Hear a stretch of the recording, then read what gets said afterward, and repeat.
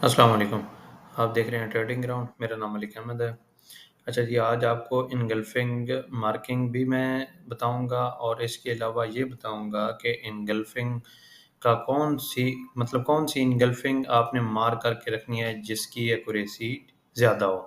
अक्सर लोग यहाँ पे गलती करते हैं, कुछ चीज़ें हैं, मैं आपको समझाऊँगा अभी इसी वीडियोज़ में कि वो मार्किंग में गलती कर लेते हैं। वो ये समझते हैं कि फ्रेश इनगल्फिंग है, इसको टेस्ट नहीं हुआ तो वो मार्क कर लेते हैं। अब इनगल्फिंग भी आपने वो मार्क करनी है जिसने ब्रेक ऑफ स्ट्रक्चर किया हो, ठीक है? अब मैं आपको यहाँ पे थोड़ा-सा गाइड कर देता हूँ।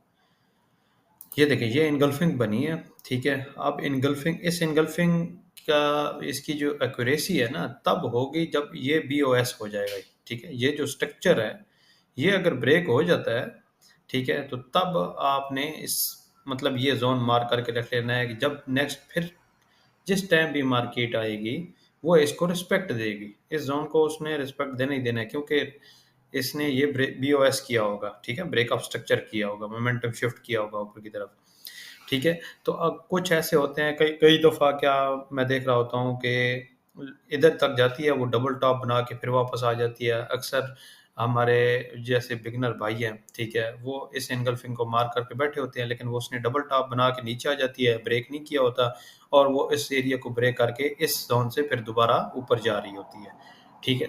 तो आपने एंगल्फिंग मार्क भी वही करनी है जिसने ब्रेक ऑफ स्ट्रक्चर किया हो। स्ट्रक्चर के बारे में भी मैं वीडियोज़ अपलोड कर दूँगा, अभी तो काफ़ी सारा कंटेंट हमारा पड़ा हुआ है।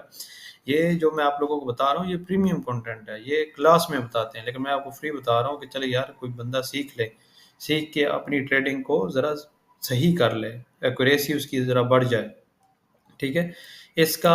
मैं इस पे लगा भी देता हूँ कि ये एनगल्फिंग आपने तब मार्क करनी है जब इसका ब्रेक ऑफ स्ट्रक्चर हो, ठीक है? अब नेक्स्ट ये इस तरह करके ये बीओएस हो गया। अब जिस टाइम भी दोबारा मार्केट आए, ठीक है? चाहे इस तरह करके आए, वो इस ज़ोन को रिस्पेक्ट देगी ही देगी, ठीक है? ये आपने लाज़मी रखना है, आज से आप नोट कर लें, बैक टेस्टिंग कर लें। जी, एक चीज़ ज़हन में रखें, जो चीज़ मैं आपको लोगों को बता रहा हूँ ना, उसको ऐसे नहीं जाके मार्केट में वो करना, आपने उस पे बैक टेस्टिंग करनी है कि देखो हाँ भाई वो जो मैंने सीखा है या जो अहमद भाई ने जिस तरह बताया है, क्या वो सही है या नहीं है, ठीक है?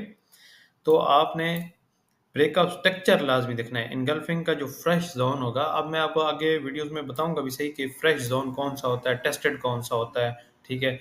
अब इसमें भी हमने देखना होगा कि फ्रेश ज़ोन है, टेस्टेड तो नहीं है, ठीक है? अगर फ्रेश ज़ोन है, आप बिला झिझक इससे यहाँ से बाय कर सकते हैं, ठीक है? क्यों? कि उसने ब्रेक ऑफ स्ट्रक्चर कर दिया ऊपर की तरफ। ब्रेक ऑफ स्ट्रक्चर जब तक नहीं होता, बेशक वो एनगल्फिंग फ्रेश ही है, आपने नहीं उसमें वो एंटर होना जब तक कि ब्रेक ऑफ स्ट्रक्चर ना हो, ठीक है?